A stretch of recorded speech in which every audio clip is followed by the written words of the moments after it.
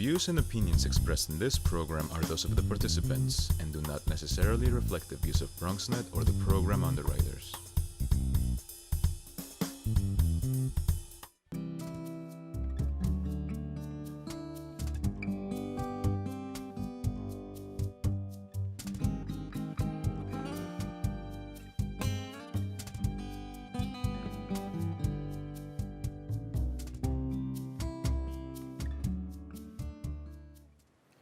Hello, I'm Jose Guerra Lopez. Welcome to one more episode of the Mexican Studies Oral History Project.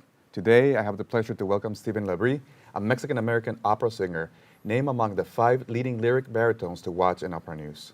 Welcome, Stephen. Hi, thank you. It's great to be here. So, can we start just by asking you, were you always interested in coming into the opera scene since you were growing up? Yeah, I mean, I started when I was like in 5th grade. I grew up in Dallas, and we went on a field trip to the Dallas Opera to see LaBrie, and we were there, and I was like taken. You know, the scenery, the singing, especially the singing and the music, really grabbed me. So from that point forward, I went back to class and I said, I want to be an opera singer. So from that point forward, I always wanted to sing. Also, another part of it was, singing, when you're a singer, you spend so much time alone, like in a practice room, and I always just loved that. Like, I loved being by myself, just like singing and singing and singing for hours on end. So when I was like at that age, just starting, I was a little antisocial and also kind of bullied in school. So at that point, I like just would go in a room and I would sing by myself for hours. And what type of music did you sing? Was it opera, or were you growing up in Texas? Right. At the very, very beginning, it was just like whatever I knew. And then when I started taking voice lessons and I was a teenager, my mother, my mother who's from Mexico, she encouraged me to always sing mariachi and boleros and baladas. So I did all of that type of Mexican music, and I loved that because it is like opera. It's like singing with an orchestra because you have the banda, and it's high and it's low and it's expressive and it's dramatic and it's all the things that you want in opera that excite you with opera, you have with mariachi and you have with Mexican music. And do you find that the like mariachi, is it similar to opera, like in classical training when they're singing with the mariachi, like the way you... Well, there's, a staple of operatic technique is that you're singing with an orchestra and you have no microphone. And the mariachi bands are loud. So you have to sing over them, you have to be louder than them. And so it is similar, and there's certain things, the singers that I love, the mariachi singers that I love from the past, because I love all the classics, and everything, and they have operatic technique. They have certain aspects of operatic technique that I would say are important to be able to sing that type of music. And so you were growing up there in Dallas and you were practicing and everything. What made you decide to come to New York? We know that is like the epicenter of the arts, right? But was that part of it? Or? Well, yeah, I mean, New York, everyone knows is an epicenter, and you have to be here for a period of time in your life in order to do the auditions and be on the scene and meet people. I initially went to school in Philadelphia at the school. I was actually the youngest person to ever get in to this school called the Academy of Vocal Arts. And it's not... It's not a college, or university. It's also not a conservatory. It's really its own thing. There's no other school like it. All they do is teach opera. So I went there at 18 after high school, and I was there for a few years. I moved to DC for a few years, and 4 years ago, I moved here to New York. And what venues did you perform here in New York? In New York, so I have performed in Carnegie Hall. I have performed with New York City Ballet. I've performed at Jazz at Lincoln Center, there at Columbus Circle. And I've done some concerts and recitals around the city. And do you have not a favorite, but just a memorable experience of performing, like your favorite performance? Ever? Yes. So my favorite show I've ever done is an opera called Florencia en el Amazonas by a Mexican composer named Daniel Catan. It's, first of all, the role that in this opera, it's about, the story is about an opera singer who is going from Colombia to Brazil to do a recital, and she's actually really looking for a lover that she picked her career over this man. So she's actually going back there to hope that he will appear at her concert. And they're going to Manaus. And my character is like this, his name is Rio Lobo. And he's this like magical creature. There's a lot of magic in the opera. There's a magical creature from the river that like saves them, you know? Because as a baritone, a lot of times, you sing the role of the villain or the brother or the mean brother or the guy who's like, you know, molesting women or that type of thing. Can you explain to our audience like the differences between the tenor and baritone? And because you just said, right, because of a baritone, they ask you to do the villain. Right. So why is it? Because of the It's just deep tone? The tradition of writing was for so long that a tenor and a soprano were, you know, the lovers, and the baritone is the person getting in the way of that, and the bass is like, you know, the father or the sage, or also sometimes the villain, sometimes the funny person. So with Florencia, I finally got to play like this good guy, you know, who's like the Jesus character, who in the end sacrifices himself for to save everyone else's life. Because in the end, there's actually a cholera outbreak in Manaus, and so they don't ever get there. But my character gets on Manaus, and he says, "Don't come here, you know, there's cholera," and he dies. Oh, okay. So I liked that kind of change up in, instead of being Don Juan, you know, actually being like this good person who, you know, sings beautiful music, because also the music is spectacular, you know. That's great. So, Stephen, thank you so much for sharing this part of your story. We're going to take a short break, and when we'll return, we'll keep talking about opera and also your career here in New York City. Great. Okay? Stay with us.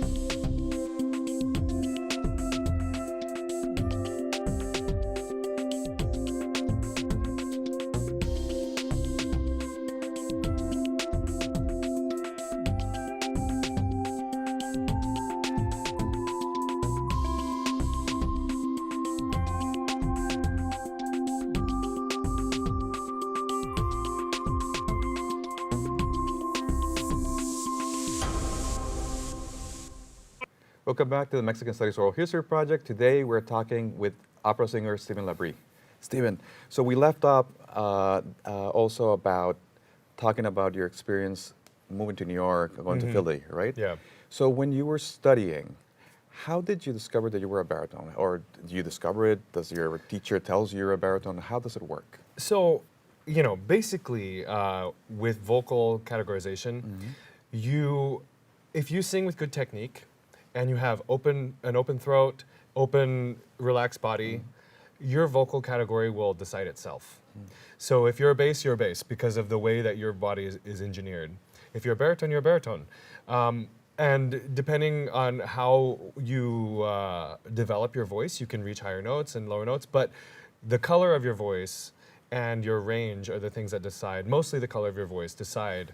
And then there's another tricky thing called passaggio, which is where you go from the middle voice to the high voice. Your head voice. Yeah, those things decide what voice type you are. Okay, and can you explore if you can widen your range or no? Is that something that you cannot do in the opera it depends. You know, there are some people who have the ability to be either a soprano or a mezzo, and they can choose based on their temperament, based on what they like to sing, whether they want to be a soprano or whether they want to be a mezzo. Same things with some tenors and baritones. Sometimes they can choose what they want to do. But I think, you know, for me it's so clear that I'm a baritone, just based on the color of my voice and my range and the timbre. It's really more about that for me. And we were talking about the specific characters, right, that tenors play and also baritones. Can you tell us a little bit about is it always, if you have like a French opera or an Italian opera, a German opera, is it always the same for the baritones that you're always singing a part that's mostly the villain or the... It's not always the same. The stories do differ. You know, I just did an opera this summer at Jazz at Lincoln Center, where I was the brother, but I was a good guy. I was like the nice person. Also in La Boheme, Marcello, he's a good person. He's he's not a villain. He's the friend, but he's also a lover. He also has Musetta, who he loves. But they have a different relationship. The story isn't about their relationship as much as it's about Rodolfo and Mimi. So it just varies. It depends. You know, there's like Belcore, which is in Elixir of Love, and he's like, getting in the way of the tenor and soprano. Or there's some operas like Don Giovanni, which is the story of Don Juan. The tenors,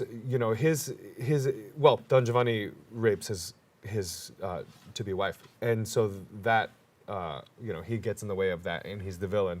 But the story is centered around Don Giovanni. So it really is just depending on the opera and the composer and the time period, and what were the operatic musical constructs of the time.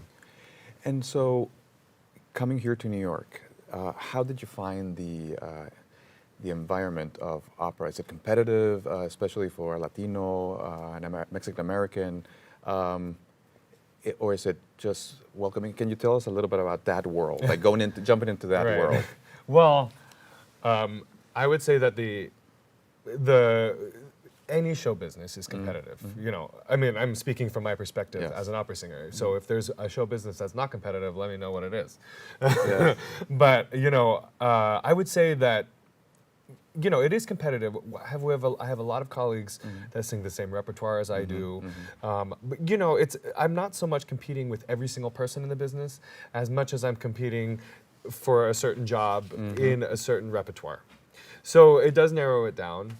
However, we're all friends. I would say that I know all of the other baritones out there that are my colleagues, and we're all friends and we support each other. So it's not cutthroat in the way that you're like trying to, murder someone to get a job. You're really just, trying to do your best. Because ultimately, my goal, and I know that, I'm a really hard worker, and I know my colleagues, also work really hard, is, I'm so focused on myself and my career, and constantly bettering my voice, and constantly bettering my technique, and constantly learning languages, and getting, working on my, acting and everything in order to get ahead, from my perspective. So it's not so much that I'm like focused on other people, but it is, the knowledge that it's competitive is there, because it just is. So those are some challenges that you're mentioning right now, right? Are there any other, like you have to, I don't know, you were saying practice regularly, exercise. Like, is there any other challenges for opera singers that you can tell us? Well, I would say there's, in my experience, in my opinion, there's never an arrival point. You don't ever get to the point where you're like, okay, I figured out technique, I know fluently every language, I know how to act perfectly in every role that I do. It's always a process. And some days you wake up and your voice is like, wait, have I ever sung a note in my entire life? What happened to my technique? And you have to kind of figure out, maybe I ate too late, maybe I did this, I drank too much, or whatever. It's not always the same. It's always a process. And I had a mentor one time tell me, enjoy the journey. It's not about an arrival point, because you will never arrive. And you get old at some point, and your voice is never the same. It changes throughout your life, because your body changes. Yes. So there's no point where you're like, okay, I'm set. I never have to learn a thing again.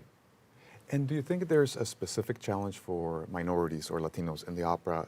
If you were saying you're competing, or not competing, or you're aiming for the same parts with baritones, is there a specific challenge for Latinos or minorities in the opera world? Well, yeah. I mean, there has always been, in every field, a challenge for minorities. And I think that we've reached a point in time where we're trying to overcome those things. So there's a lot more colorblind casting. There's a lot more appropriate casting for certain things. So Yeah, I mean, being Latino is such a range of what that means, because it's not so much always a racial thing as it is a cultural thing and a heritage thing, and it's just so many things, that fall under that umbrella. That sometimes.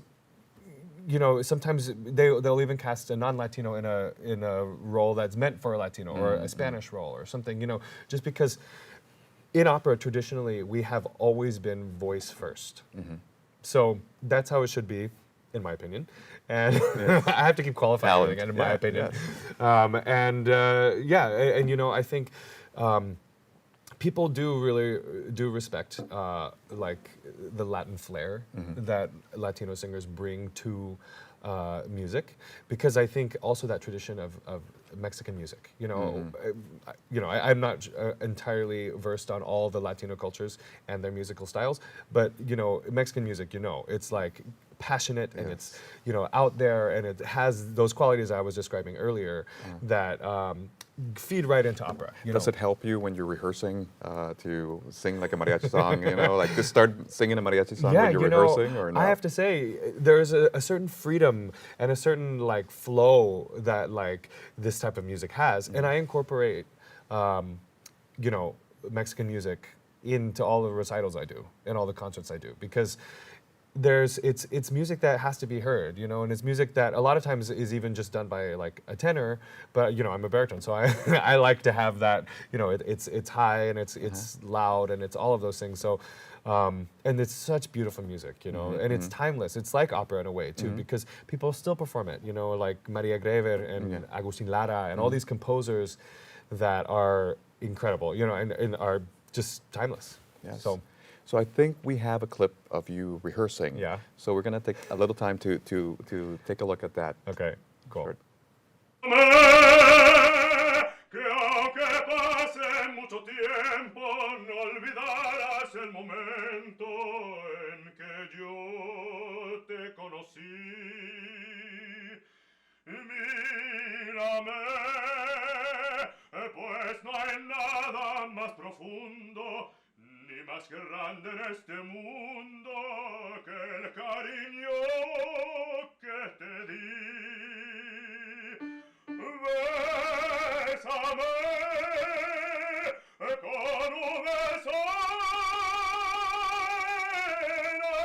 enamorado, como nadie me ha besado desde el día en que nací. Quiéreme hasta la locura, así sabrás la amargura que estoy sufriendo por ti. That's great. So tell us a little bit about those challenges, or just like the demand of being an opera singer. I see that you have a piano there, you're rehearsing. So how can you tell us just like what does it entail to be an opera singer, like those challenges for you personally? Well, I would say being an opera singer includes never stopping studying, which I said, kind of said earlier, never an arrival point. So there's that.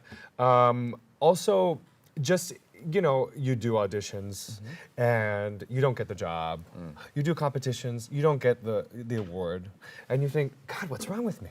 And so you go through this mental kind of, thing where you're like thinking, okay, I don't do this well, I don't do this well, and so, but then you have to constantly remember, it's so much less about you than it is about whatever happened. That person likes this other person more. Not even it doesn't even, maybe not even their singing. Maybe they're friends. Maybe they worked with them before. Maybe they're their mentee. There's no way to know really why you weren't picked. So it's this constant, like, you have to believe in yourself. That's the most important thing in this industry, is belief in yourself, that you are good, you have the goods, you know what you're doing, and you're willing to put in the work and continue learning every second. That's great. Stephen, thank you so much for sharing this interesting part also. So let's take a short break. You're watching the Mexican Studies Oral History Project.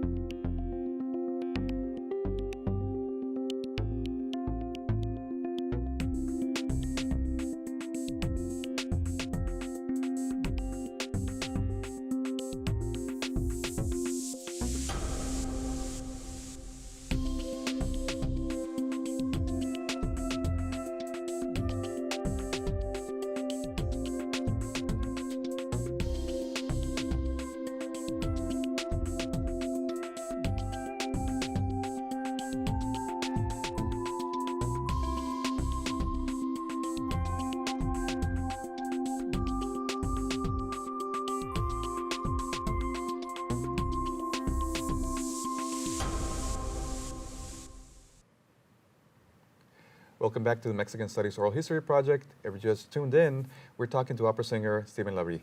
Stephen, so now tell me, do you have any specific advice for any young kid that right now is watching and is interested in going into opera? Well, I would say, first of all, it's not consistent. Opera in the arts is not consistent. You're not going to get a paycheck every week. So if you're okay with that idea, go for it. If you're okay with not always getting what you want, not always, it's difficult and it's challenging, and you have to continue believing in yourself. So always believe in yourself and move forward. The other thing I would say is don't be generic. Everyone has something to bring to the table, and if you embrace the qualities that make you different than other people, then that's what's going to make you great. Because if you become generic and let your voice sound like everyone else's voice, how are you different? Right. Why are you doing this? If you literally sound like everyone, and I'm not saying make a fake voice happen. I'm saying that find your voice, discover what makes you, and don't listen to other people and say, I need to sound like that person. I need to do, that person's working. I need to sound like them. Let people hate you. Let people say, I don't like that voice. It's too this or too that for me. Because someone else will say, wow, I love that voice because it's so much this and so much that. So I would say find your voice and go with that. That's great. And we were talking also during the break about your time that you spent in Mexico. Can you tell us a little bit about why is it so important for you to go back to Rancho El Rey in Nuevo León? So, okay. So my story is interesting. My mom had financial difficulties, and so at one point we stopped visiting my family in Mexico. And about 5 years ago, I decided to start going back because I wanted to reconnect with my family. So my dad, who's actually American, and his cousin is American, she lives at the rancho. And she started going there to on a missionary work, and now she was there, she lives there now. So it's a casa hogar that houses kids, and it's small. It's all boys, and it's small. It's about 25, 30 kids. And so she said, come visit. If you're going to be visiting your grandparents, why don't you come visit and stay a while, and you can help the kids learn to read or do whatever. So I said, okay, sure. So I started visiting. I went there the first time, and there was this little boy the very first day. He was the youngest kid at the rancho. His name was Rafael. And he said, I want to learn to read. And so I said, okay, get a book. So he ran to get a book. He comes back with a book, and it's like this really difficult book. And I was like, okay, no, you don't even know letters yet. I was like, go get a simpler book. He comes back with a simpler book. We start going over the letters, and he was just so cute. And so before I know it, I have a shadow. And he's there with me every second, and he wants to learn to read, and he wants to learn math. He wants to learn, and he's so precocious. And so people started calling me his padrino. So eventually, after my time there, I was like, oh, I love this kid. He's like my little brother. I do have a little brother, but it's complicated. I never had a real little brother, and I love this kid. So now I go back every year. His birthday's in May, and I go back in May every year to celebrate his birthday. And I keep in touch with him through my cousin. I sent her clips of me, saying things to Rafael, and he's doing well. He's doing well in school. He has, attention problems. He's very smart. That's great.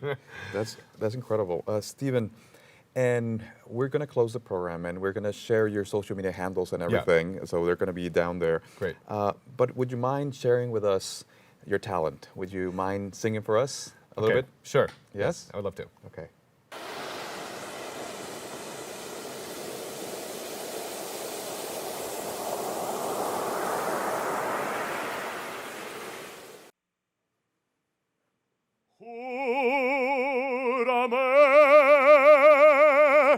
Que aunque pase mucho tiempo, no olvidarás el momento en que yo te conocí. Mírame,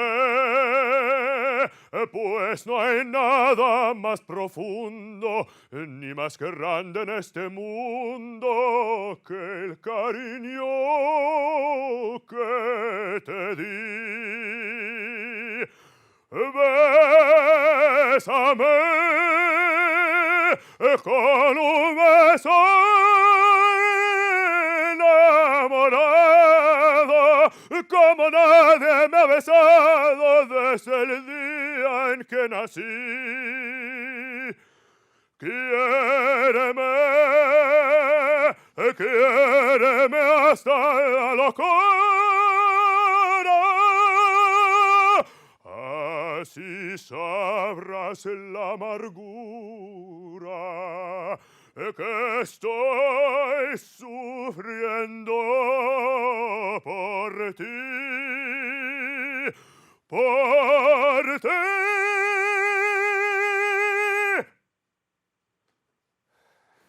Steven, thank you so much. Thank you so much. Thank And you. thank you to our viewers also. Don't forget to follow Steven at his social media, Twitter, Instagram, Facebook. And don't forget to follow us on our social media at CUNY MSI. We'll see you in the next episode of the Mexican Studies Oral History Project.